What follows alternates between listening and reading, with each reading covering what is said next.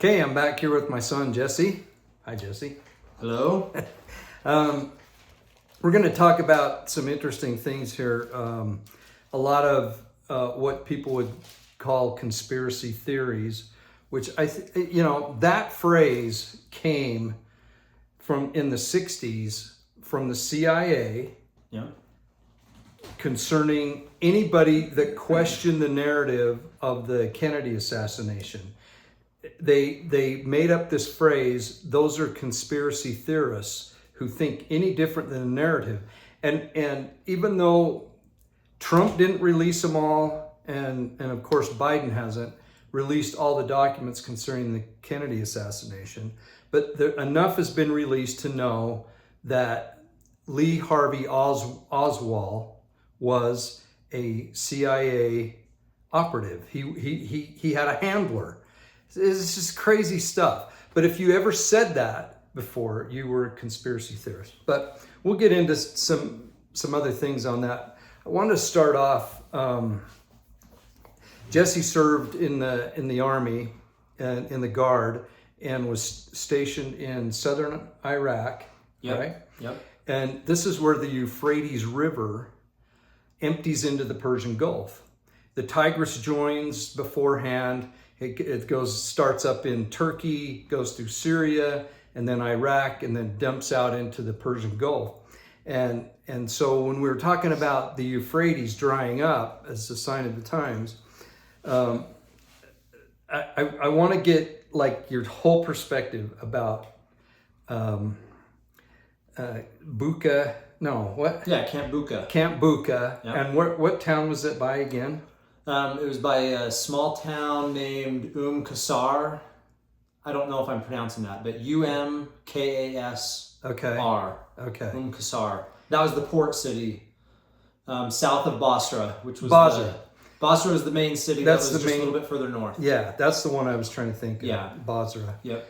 And we'll get into that. But one person asked about the Euphrates, and because I mentioned that it was one of the four rivers that split off that watered the Garden of Eden, and then went on out to water the rest of the land, and that can be found in Genesis chapter 2. And the question was we as LDS, don't we believe the Garden of Eden is in Jackson County, Missouri, or Davies County, Missouri, which would be where Adam-on-Diamond is. And so they wanted to know my thoughts. Why would the scriptures in the Old Testament say the Euphrates, mention the Euphrates, and we know where the Euphrates is, and yet this belief that it's in the we're looking at the map Yeah, that's that's what I was behind me. looking at. I know. I could turn the camera, but I'm not going to. Anyway, here's my thought on it. It really, I know there's certain people and their leaders in the past that have said that the Garden of Eden was Adam-on-Diamond, but the scriptures teach that that's where Adam met with his family, with his posterity, and blessed them. But he had been kicked out of the garden. Lived 900 years, and we know that the earth mass was together before the days of Peleg, I think it's called. And so, personally, I don't think that Jackson County was the Garden of Eden, the exact spot of the Garden of Eden. That's just my personal opinion. I do think it's where Adam met with his posterity, but he'd been driven out of the garden. Now, there's some thought that was, it's all the same place. It's just that it changed from a paradisiacal glory or a terrestrial glory to a telestial glory, right? And it's all the same place. Others think it was an actual being driven out from a certain place. Now, a lot of rabbis, Jewish, in the not the Torah but the Talmud, in the Talmud, they'll say that the Garden of Eden is the Temple Mount, that's where it was. Who knows? Who knows where the Garden of Eden is? But what we do know is that in Genesis chapter 2, one of the four rivers is the Euphrates River. It says right in there. Now you could say, well, maybe the Euphrates was the Mississippi and it all got changed. I don't know. But I do think there's an argument to say that Adam-on-Diamond wasn't the Garden of Eden, but it was where Adam blessed his posterity and where he will return again, and where all the keys and the everything will happen. That's Adam-on-Diamond, but not necessarily the Garden of Eden. I don't know. I mean, I think it's great. Who knows? But that's why I think the Bible, the Old Testament. Now, I don't have. Actually, let me just grab my copy of the inspired version here, and let's see if Joseph Smith changes that at all in Genesis, because we have the Book of Moses, which covers that. But let's see if we have Genesis chapter 2.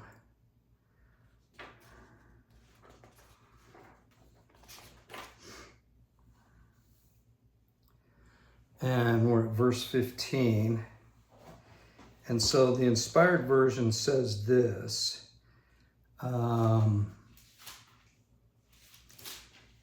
And out of the ground made I the Lord God to grow every tree.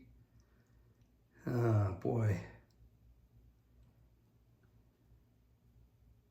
Okay, here we go. Verse 4. It's the inspired version, verse 14. And I, the Lord God, called the name of the first Pison. I don't know how to pronounce it. And it compasseth the whole land of Havilah, where I, the Lord, created much gold, and the gold of that land was good, and there was bdellium and onyx stone. And the name of the second river was called Gihon, which is interesting because you have the Gihon Spring, right? That's in the Kidron Valley. The same that compasseth the whole land of Ethiopia. And the name of the third river was Hiddekel, which goeth towards the east of Assyria. And the fourth river was Euphrates. So the inspired version says the same thing, basically. So anyway, there's that. Now,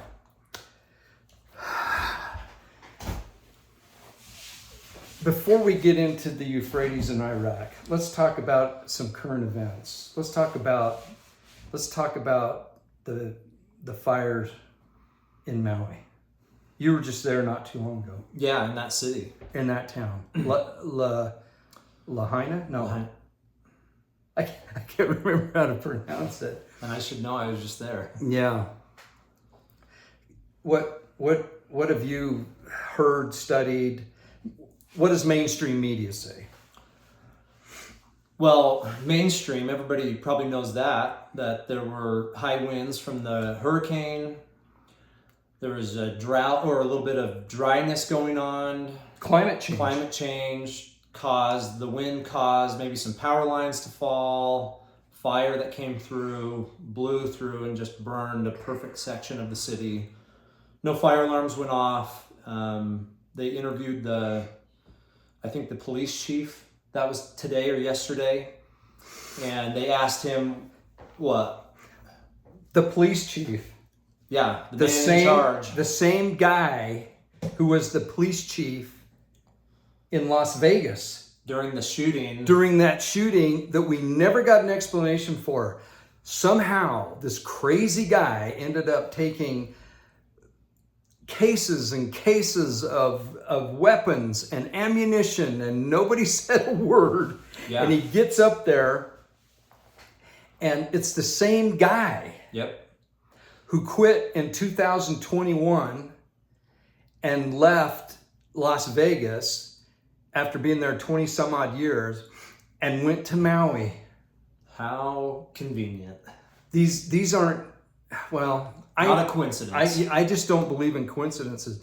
And the other crazy thing is all the things that were put in place. Why were the kids sent home from school? Yeah, right. But the parents were at work. So as things progress in our system, and I know I'm doing all the talking. I'm sorry. This is good. I'm sorry. You're good. But it's imperative for globalists and deep state type individuals, elitists, that the little people, us, the parents, work outside of the home. That allows them to be educated, trained, the children, by somebody, by an entity. Yep. Well, and it's so key that most, I shouldn't say most, but perhaps most people rely on a 2 income if they're even married and have children. They're relying on 2 incomes. That's all by design. Didn't used to be that way. It wasn't that way when I was growing up. Mostly it was 1 income. Yep. And that's just the way it was. And there was always a mom or a dad, usually a mom, in the home taking care of things. Well, that's taboo now. You can't have that. That's ridiculous. And so you have women working, not raising the children. The system is raising the children. Right. Well, the system sent all the kids home in Maui. Most of these dead or Most missing. of the death are kids. They're kids. They're the children. And the parents are at work, and a lot of them survived. Another coincidence, right? Then you have an Obama-appointed official over the water who was more worried about conserving water than using it to put out fires. You can't make this stuff up. Yeah. And the one guy, I don't know if it was not the police, but the fire chief that they interviewed, said that they didn't sound the alarms because the alarms are meant for hurricanes that are coming in. And so it would encourage the people to go up into the highlands, and they don't have alarms up in the highlands, and that's where the fire was supposedly coming from. And so they didn't sound the alarms because they didn't want the people to go up into the highlands and get caught in the fire. But people aren't dumb. These poor little kids, but these people aren't dumb. They're not going to go up and well, there's the fire. Let's just keep going into it. They're not. So that's their excuse for no alarm. That's their excuse for no alarms. The power company, because of I'll just use the word wokeness of environmentalism, they hadn't cleared a lot of areas where things could happen. Then you get these firsthand accounts of some light beam of some sort, right, actually coming, and the military and governments have this technology. This isn't hocus pocus stuff, and they can have them on ships, they can have them on airplanes, they can have them just on land. I know it sounds kind of crazy, but that's what a lot of people saw. It is. That's what a lot of people are talking about right now. There was another guy that he's kind of like a man on the street reporter, and I wish I could. I was driving and I couldn't pick up the names and that, but it was he had interviewed one of the local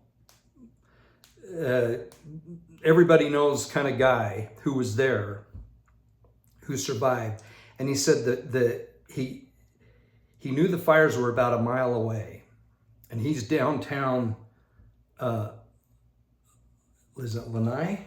Is it Lahui? Lahui? No, Lahui's Kauai. This is bad, yeah. Lanai. Lanai. I think it's Lanai. Anyway, he's downtown, and there's a line of cars, and there's a cop at the end of the line. And this guy that was interviewed, he said he went up to the cop and said, "You got to let these people out. This fire is a mile away, and it's coming fast." And the cop says, "I have my orders to not let the people out." And that makes sense for all the photos of all those cars lined up, just torched. Yeah, why wouldn't they? Why wouldn't they let him go? Lahaina is the name. We were close. We were Lahui and...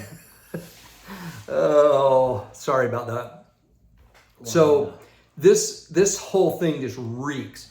And the way you can always tell is you don't get details. We've had fires here in Utah where almost immediately, guys were target shooting and they caused the fire. Yep. Like, how do they know that so Right. fast, So this is ridiculous. It's absolutely ridiculous. The other thing I want to make a comment on, this is just kind of a thing that bothers me, but I hear a lot of members of the church almost in a bragging or prideful way saying our 2 stake centers or how many were preserved. Well, what the heck does that even mean? There was also a Catholic church that for the most part was preserved. They had like a school and that in the back that got torched, but the chapel was preserved. Well, what about LDS saints that were torched? There was a few families that we know of that were exactly. LDS that were. So how would that make them feel by us glorifying the fact that a building was left, that God protected a building? But see, this kind of stuff just bothers me. He just doesn't care about things. I shouldn't say that, but yeah, but it's like it's almost like this idea that I'm wealthy because I'm righteous, or I had faith so I was healed. You must not have had faith, or that kind of thing. I think we got to be careful on that kind of stuff. So hey, it's a blessing, right? Because they use those buildings to house people and to distribute goods and services. So that's awesome and it's amazing. But saying that God protected those buildings, maybe it was because there was a parking lot around it or grass or something. I don't know. I really don't know.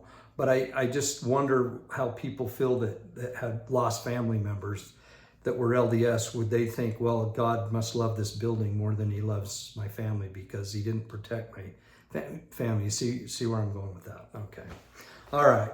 So that's the current, for me, very questionable. And it's so interesting that it ties into the Las Vegas shooting, which we never got answers on. And it just brushed under 50 some odd people shot and killed.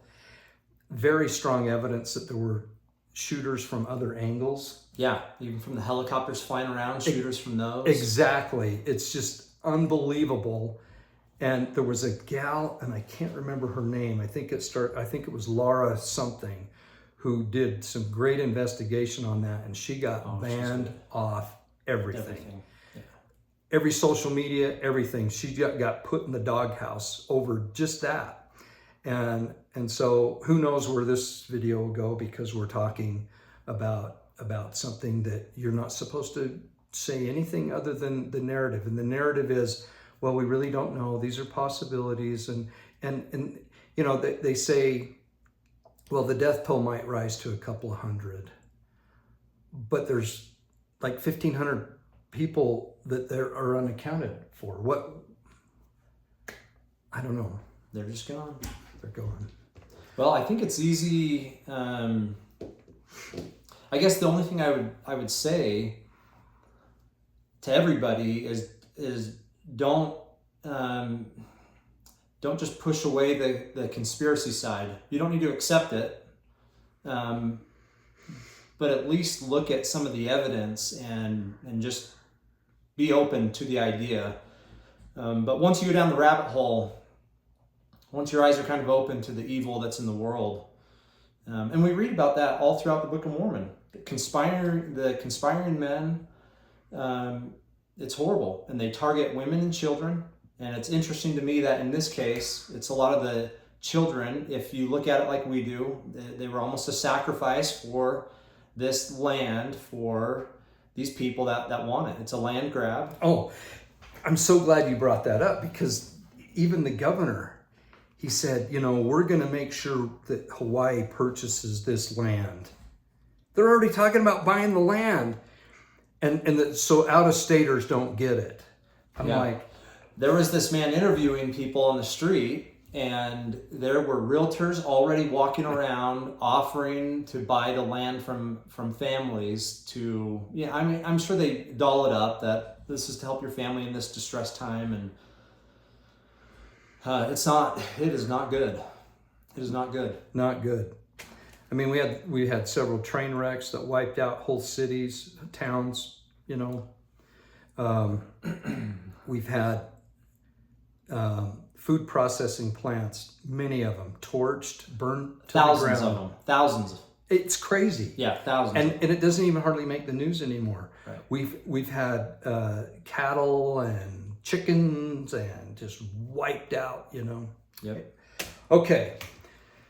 Let's talk about your experience in the we'd call it the Iraq. In the Iraq. In the Iraq. Iraq. So Jesse went to boot camp pretty much right out of high school. Yeah, it was the month or so after I graduated. Yeah, and joined the Guard, and then went to basic training that fall, right? Or no, that summer. It was that summer. So summer. It was July to about November, because it was basic and then AIT training, advanced training. That's what I was thinking. So it was about 5 months, and then got back. You guys put in my mission papers for me. And then I got back, left 2 months later on my mission. So the Guard in Utah, maybe anywhere, I don't know, but they allowed you to... Yeah, take a 2-year... Well, so the Guard it's an 8-year commitment, 6 years active, 2 years non-active. And the 2 years non-active is at the end. They let you apply that non-active to the beginning for... And then what was your training? What unit? Not unit. Yeah, so I was in field artillery. Field artillery. And my main job was a 13 Fox. It was called the Fire Support Specialist. We would go out in 2-man teams.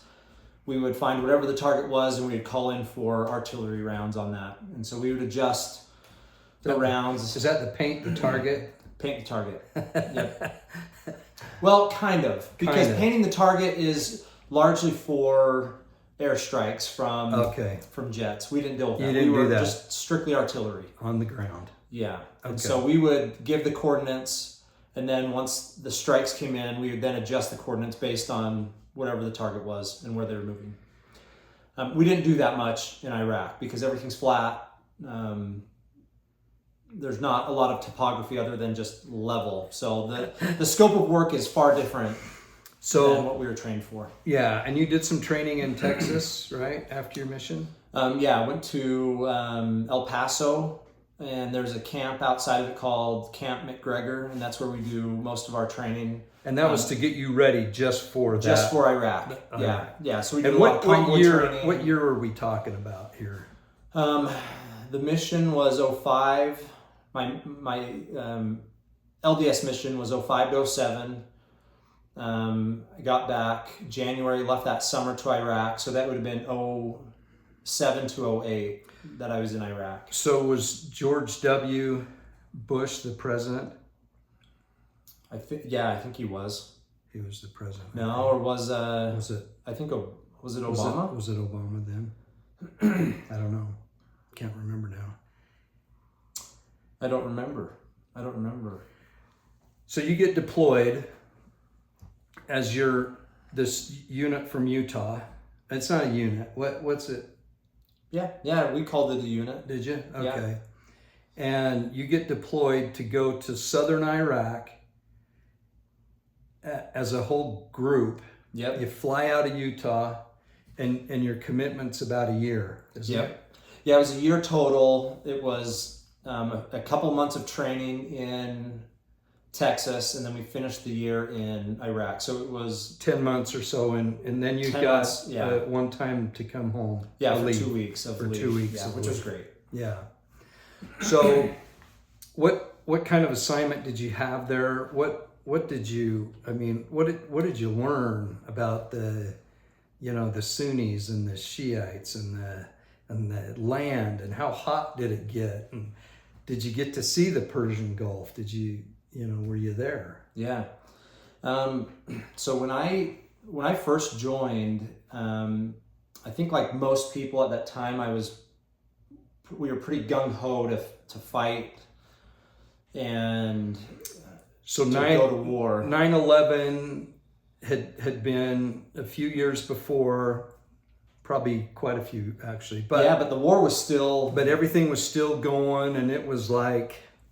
Yeah, I remember driving downtown Salt Lake, and I saw this billboard, this guy coming out of the water with all his army fatigues on, face painted, and I thought, like, that's me. I want to do something like that. And I didn't commit fully because I did the guard. It wasn't, it was different than active duty people.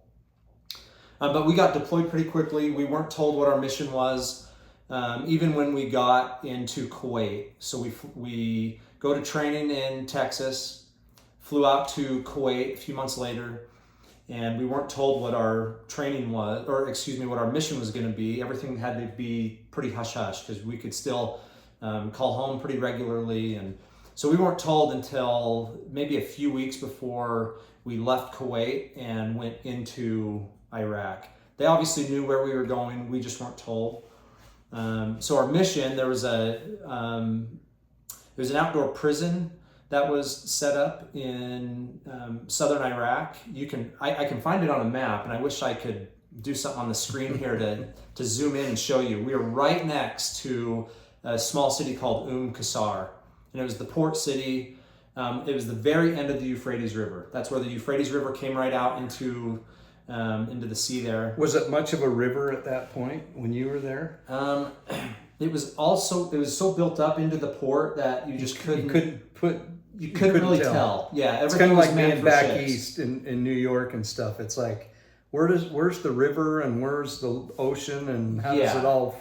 You can't really tell. You can't really tell. So it's probably similar. But there's a lot of water. We heard boats coming in all the time. You'd hear the horn. Is it a horn? A ship honk? Yeah. Who knows? Horn. Ship horn. They would come in, and so we'd hear them and see them, and you could see the top of the ship as it would come in and depart. So you guys were prison guards. Yeah, so we were guards at prison facility. And who were you guarding? Well, they had everybody in there. They had it broken out into 3 rows. So they had these big HESCO barriers, which is essentially just a big cardboard box filled with dirt wrapped in some like fence wire. And they had those built up and stacked on top of each other with some razor wire around the top. And then all these prisoners were in tents inside this. And there were probably 20, we call them compounds. So there were 20, roughly, maybe 30 compounds. And each one had about 100 and maybe 150. No, I don't think it was more. It was probably around 100 prisoners that were in each. And they had them, the first row was a green status. These were guys that they knew were probably innocent, just wrong place, wrong time. They were in there. They had the yellow row, yellow status. I can't remember what they called it.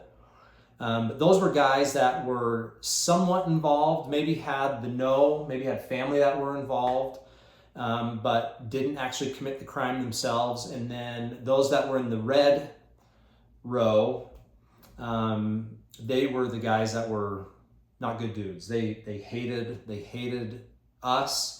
They hated each other too. There was a big separation between the Sunnis and the Shiites. Where did most of these guys come from? Were they from Iraq, or were they from other places? Were they from Syria? Were they from Iran? Or do you know? I don't know. I know most of them were bussed down from the northern part of Iraq, but they could have been... So Baghdad. Yeah, Baghdad, just all of Iraq. So what had happened, first of all, is before we had gotten there, the British were patrolling Basrah, and they had a big presence because that's the way, if memory recalls, that we invaded Iraq. We came up through Kuwait. We pushed north. That's exactly right, to get Saddam Hussein. That's right. Which, the weapons of mass destruction. And if you went against that narrative, you guys with the short memories, then you were a conspiracy theorist, because there were weapons of mass destruction, and Congress told us, the President of the United States, all the intelligence said, weapons of mass destruction. We got to go in there, and we got to kill Saddam Hussein, get a regime change. Yeah. Yep. And all that, right? Yep. And so as a result of all that, everything had to be justified, even though no weapons were ever found of mass destruction. Right. But the feeling of these people, okay, so I'm editorializing now, but it sounds like to me, the narrative was to continue to justify having a presence there, and they used to say it's better to fight terrorists on their land than let them come to our land. That it wasn't that the narrative, right? Kind of thing. Okay. Right. So you guys basically took the place maybe of the British. They were moving out. Yeah, there was a little overlap when we were there. I remember you were telling me that the British guy, he was talking about the area. He's quite literally on fire. He's quite literally on fire. I always remember that. Okay, well, that's a good example. I know that we're all over the place, but that guy, because I was watching news while I was eating chow, and I was watching the news. I remember the TV up here on my left, and they were talking about, because we just had a big riot, quite a few people that were really injured in this riot. There were some attacks from the exterior with mortars that were dropped in. And anyways, we were listening to the news broadcast of what had happened, and it was far different than the reality, what had actually happened. So was that the first time you kind of went, what the heck? That's when maybe not that moment, but this is when I really started questioning, like, why we were there. And the news that was being reported. Right. So these inmates, a lot of the people that we were over, I don't want to say I became friends with, but I talked to them, daily. Like, we were always bringing them out, searching them. But I became, like, again, not close, but I was talking to them all the time. I knew their names. Did they their know families. English? Most of them knew English really well. Isn't that crazy? A lot of them were doctors. Educated. Attorneys, school teachers.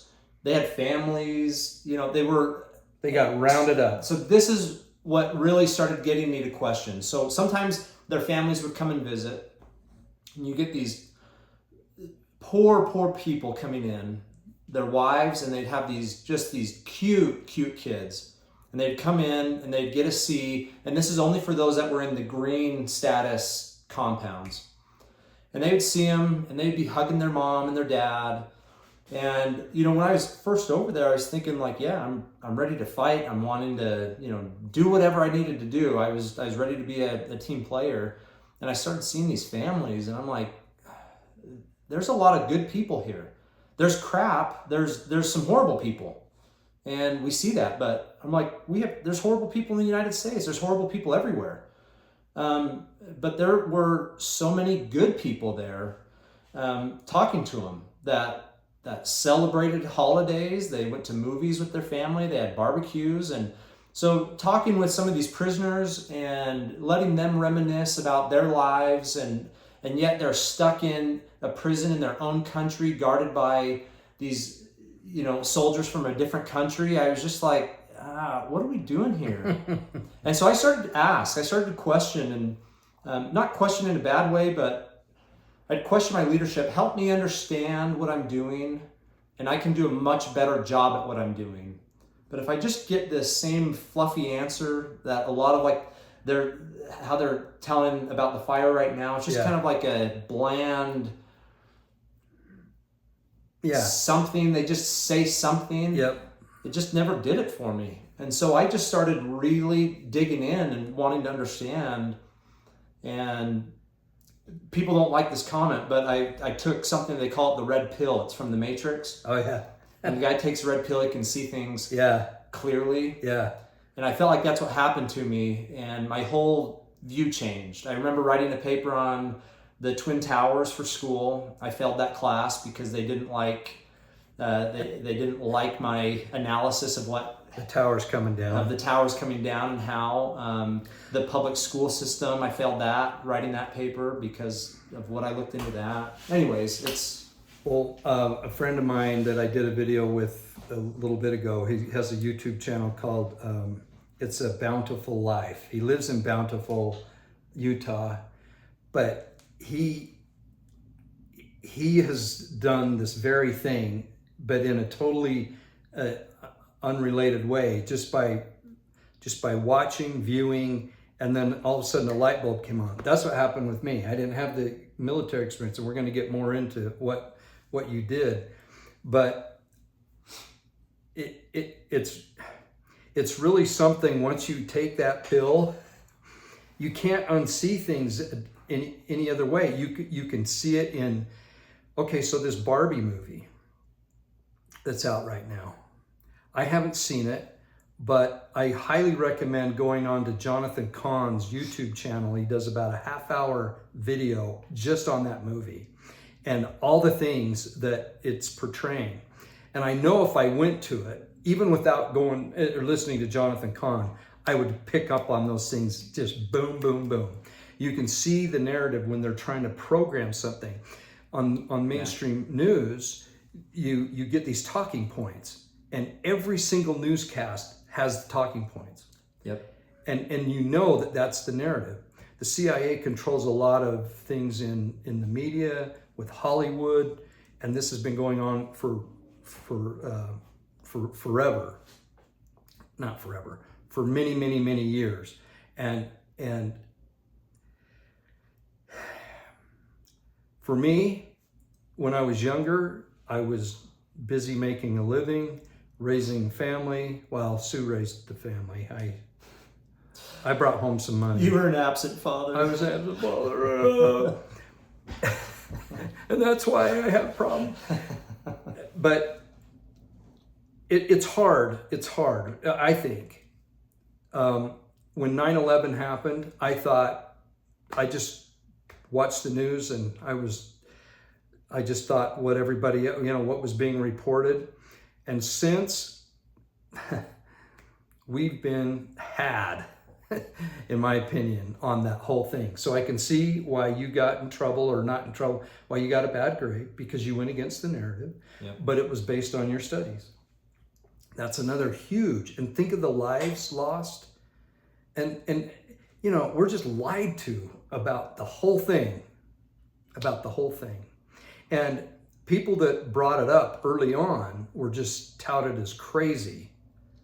And now people are going, There could be some truth. There could be some truth there. And this has happened time and time and time again. Okay, so back to your experience. You did have some bad guys there too, though. There were some bad guys. Yeah, there was Saddam Hussein's. I think it was his brother. It was either his brother or his cousin there. But that's where this is the same camp where ISIS began. See, this is where, and I need you to talk about, because the very leader of ISIS was in that camp. Yep, he was You there. saw him. Yep. You. I don't know if you talked to him, but you. Yeah, we interacted with them. You saw his eyes. Oh yeah, yeah, and I mean that's where it was. That was where that it was the born. birth. That was the birth of it. They sat in there all day. They had nothing else to do, and you have these brilliant people that are in there. They're not just dumb people sitting up in the mountains. They're like very, very smart people, and they had influence. They still had influence outside of the walls too. But that's where it was born. And so we had, was it Al-Qaeda first? Was that who were you against? Al-Qaeda, and then that morphed into ISIS. I think that was more radical and more destructful. Yeah. Yep. But I'm not positive about that. I can't remember. I know, and I haven't thought about much of this for I know a long, long time. I don't talk about this with anybody. I'm kind of springing this on you too, but so a lot of violence you saw, people, prisoners, like if they felt like they were betraying the cause or whatever, they would get. Yeah, so they would always try to separate the Sunnis and the Shiites. They hated each other, and if they were ever together, they would figure out ways to kill each other or hurt each other really bad. We had some guys that were brought in that were actually trying to help the U.S. soldiers out, and they turned in some inmates or some guys that were now prisoners there. They turned them in, and then they get picked up just being in the wrong place, wrong time, or whatever happened, and they get put in the same compound as a few of these guys that they had turned in. And I remember, because they called it the gate lead, but I was the one at the front gate of this one compound that was communicating just every hour if they needed anything with them. And the guy, I can't remember, I wish I remembered his name, but he's young, he's probably in his late 20s, early 30s, and we'd share food and stories and stuff. I really liked him. But he said, there's some guys in here that are in a lot of danger, you've got to get them out. And of course, I would just have to report up the line, the chain of command. Stupid military. And you know how government is. You put in a call to the IRS, you're going to be on the phone all day. Or if you write a letter, it just, nothing ever gets done. Nothing happens. And so soon enough, these guys there's 7 of them, and they came and camped under one of the towers, just out in the open, because they wanted the guards, if they were going to get attacked, we had non-lethal rounds, and then we had lethal rounds if it escalated to a certain point. What would a non-lethal round, like a rubber? They were shotguns. It was like a rubber, like a slug that would go out And just knock you down. And they're a punch. I mean, there was guys that got hit in the head, cracked their skull. Like it could be lethal. It could be lethal. They're not just like a little. But they usually don't penetrate. It's not a cap gun. But you have those, and a non-lethal, like grenade. It would, like a riot. I guess they'd call it a riot grenade. Anyways, these guys were camped below us, and these other inmates, they came out in a fury. They had so many shanks and weapons that you can't search it. By the way, that base was on, I think, built over an old dump. So they were digging in. So they could dig down and find metal and scraps, and they had so many things. Anyways, they got after these guys that were there, and by the time we had it calmed down, which was a while, we went in and got these guys, and they were just messed up. Oh, they were bad. I mean, just flayed open, head to toe, tongues cut out. They were trying to kill them. But just in a brutal way. It was some kind of primitive piece of metal or they would make knives. They'd just make knives and whatever they had. It's just like a normal prison. But so this is reminiscent of the recent, when we pulled out of Afghanistan, we had people that were helping and doing things. This is the Taliban, a different group that were. Why we're there for 20, 30 years, who knows? But once you make that kind of a commitment, then you pull out and you leave all those people to get filleted. Right. It just makes me sick. Because they trusted the U.S. government. These people, whether you're in Afghanistan or whether you're in Iraq,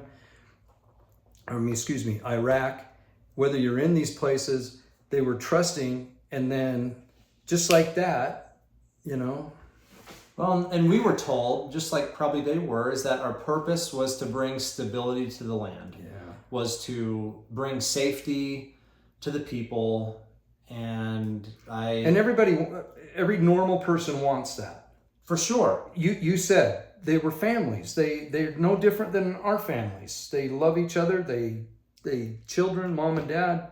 Yeah, absolutely. But you're going in to change a culture that's been like that for thousands of years. Yeah. Like that, it's who they are, and we think that.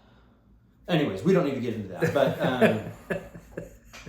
I saw both sides, but you could go to our prisons here and you could see both sides. You could see good people that are turning themselves over to Christ right now in prisons, that are being baptized and confessing Jesus' name, and others that are still really bad people. You're going to get it everywhere. And no difference there. And there's no difference. Yeah, there's no difference. What ended up happening with that camp and everything? Did you guys turn it over to, like, after your 10 months there, then what happened? An active duty unit came and replaced us, and they were horrible. We were one of the best. Just a lot of returned missionaries that were with us. So good. So guys that were just working hard. Again, you have crap everywhere, but a lot of really good guys. And this active duty unit came in, and we didn't get along with a lot of them. They were just sloppy. They just didn't do a great job. But within a few years of us leaving, they just closed that whole base down. And just let the prisoners go. Everybody go. They closed it down. For a period of time, I could see on Google Earth the footprints of all the compounds and where our, we call them pods that we slept in, where those were. I could see it all, and now it's slowly just erased. It's gone now. I can't see it on the map. The sands of the desert just took it over. Yeah. How hot did it get there? So there's times where I think it was about 130 during the hottest, but I mean, you're in full all gear. Your gear, your fatigues, you have your Kevlar body armor, you're carrying your weapons around. And so, I mean, it was so hot. You'd take off your uniform. Just be sweating. And it wouldn't even be sweat. You just have big salt rings everywhere. Just salt. Because it just evaporated. Just evaporate. It was so hot. Yeah. Not the whole time. Did you ever get, attacked? Like, did the artillery come in? Or I don't know what you'd call it. Like, they'd shoot mortars at us. Mortars, yeah. Mm-hmm. Yeah, so... But not very accurate. They were not accurate. They'd be setting them up outside, and they'd launch them. But you could hear them. It'd be like... the best way I can describe it is if you're sitting in your front living room, and somebody pulls up in your driveway, and they shut the car door, and you hear a Pop. Like a thump. A thump. Kind of sound, just very faint, and everybody would wait, because we'd all just be hearing, did everybody hear that? And then you'd hear them whistling in, and everybody would, we'd all run to the bunkers or wherever we could. Jeez. And you just deal with it. There was this one time, it was when I was coming back from leave. I had come home, and I was going back to Iraq. I was in Kuwait, and I was waiting for the Blackhawks to take us back over into Iraq. So my flight was probably like 8 o'clock at night, and a big sandstorm came in. And so they canceled the flight out. There was maybe 8 of us that were going to be flying in. So they canceled that flight. That night, we were on the night shift. So it was a 12 hours on, 12 off, and you would do that for like 14 days, and then you'd have 1 day off. And so that night, my platoon, we were on that night shift. Had I flown in, I would have missed the shift, and I would have been at the pods sleeping. That got hit. Yeah, so the flight was canceled. We got set up the next morning, flew in, and there was yellow tape all around this section of the pods that took direct shots from these mortars that came in. I wouldn't have, it wasn't my pod, but close. It was close, yeah. So it was one of those stories for me. Like I really felt like I was being watched over, or maybe multiple people were. Unfortunately, there were some that died. So it was a sad situation, but I felt like for me, I felt protected at that moment. And, it's like, I don't want to say it's because I'm a member of the church, or I was, I don't want to say that. I just, whatever it wasn't my time to go. It wasn't your time. It wasn't my time. Well, it's, I haven't had anything like that experience, but just being in Israel a few times and talking to the people there, you have Hezbollah to the north and Hamas to the south, and they're always launching not always, but there's hundreds and hundreds that, in a year of these inaccurate things, and the Iron Dome usually clears them out. But the people get kind of used to it. They're not living in fear, and I suspect that's kind of how you get. You're like, well, I got to be careful. I got to do this. I got to do that. But I'm not going to just be living in fear my whole time. And that's how the people in Israel are. Yeah. Especially in Jerusalem, in that area. They just go about, The thing I love about some of these groups, like the people in Israel, is they're willing to fight for their country and what they believe in. Like they'll fight. And I feel like we're so passive here, and it's maybe even harder because I think it'd be easier to fight an actual enemy, somebody that's coming to physically harm you. Yes. But we have a battle that's happening from within, and it's even harder. But you see all these things that are happening on Disney that are all about infecting the mind. Getting kids to start thinking differently, getting the masses to just follow blindly. And I wish people would just stand up and say, enough. We're not doing it. And it doesn't need to be like a big horrible thing. But we can stand up for so good well things. said. That's so well said. I love that. It doesn't have to be a military battle. No. But we can put on the full armor of God and go and stand up against these this infiltration, this programming of especially among the young people that's happening. I totally agree with that. Yeah, that's good. Well, anything else you want to bring up or talk about? Ooh. No. No. Didn't you one time, was it you or Johnny, you had a dream or something that something was going to happen? Oh, yeah. So I vaguely remember that story. Yeah, that is. I was with he's a really, really great friend. I trust him with my life. His name's Johnny Hunt. Maybe I shouldn't name drop him. Such a great guy. And we became best friends over there and back here now. And we spent as much time as we could together. We were battle buddies. And anyways, we were sitting there one evening and it was pretty calm. And it was almost, we both heard it at the same time. Were you on a shift or were you just... We were on a shift. You were on the job. Yeah, we were on the job.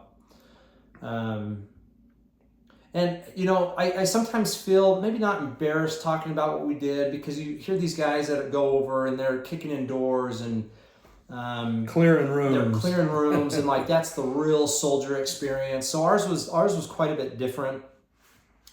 But we faced our challenges nonetheless. But anyways, we were sitting there and we both looked at each other and we said, "Did you hear that?" But it was somebody that had spoken to us. We had heard the voice.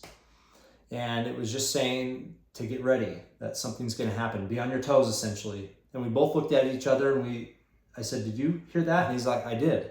So we got on the radio, we called across to everybody and just said, "Hey guys, just be on your toes because you get lazy. Things don't happen for a week or two." Yeah. And so you're, making your own puzzles. So a very distinct voice. Very distinct voice. So we just get on our toes, we're watching around, and it was within just a few minutes we had one of the biggest hits of the base that we had in a long time. The people began to riot, but we had a lot of mortars that were coming in at that time.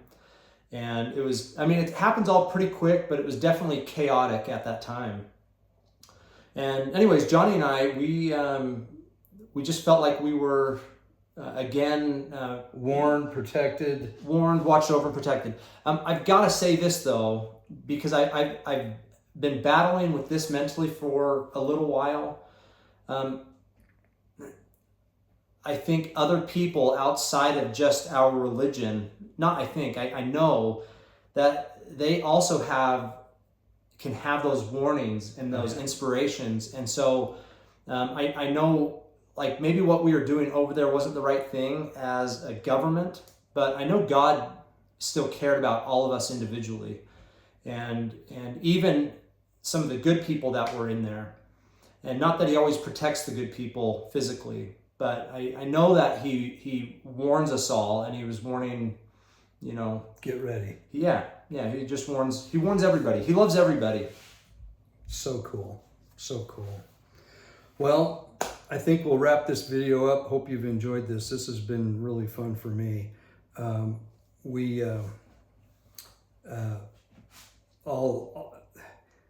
My other two sons, we're all kind of the same, and we all talk about this kind of stuff.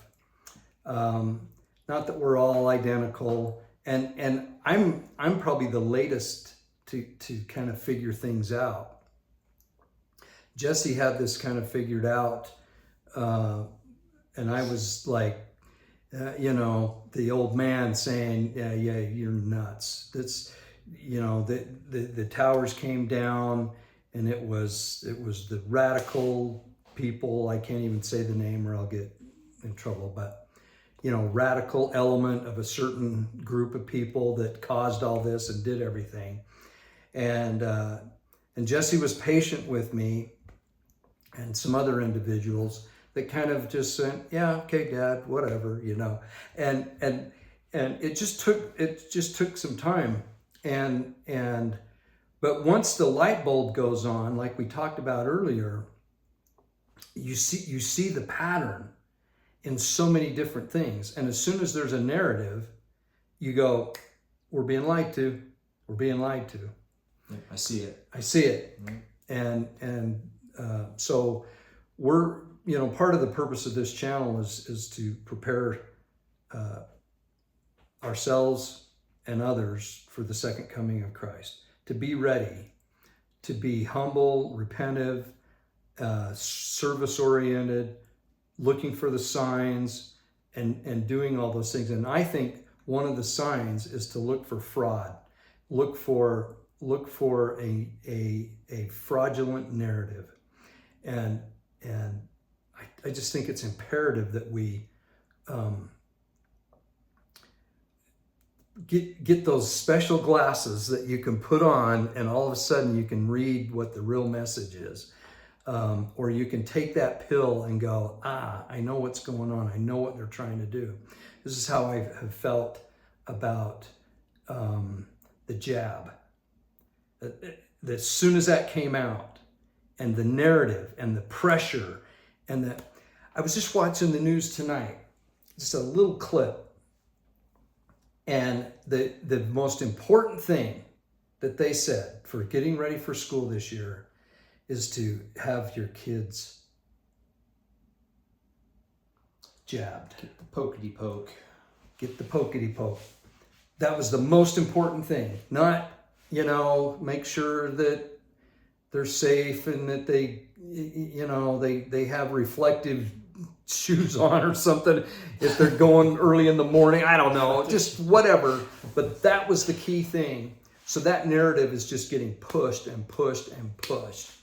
And it goes through the different, I can't even say the word or this will get flagged, which is another indication of the narrative. If you can't say something, you're over the target. And so anyway, all right, we're going to wrap it up. Thanks. Anything else? Thanks for having me. No, God bless everyone. It's getting hot in here. I'm sweating. It's getting hot. All right, we'll talk to you soon. Love you all. Bye-bye.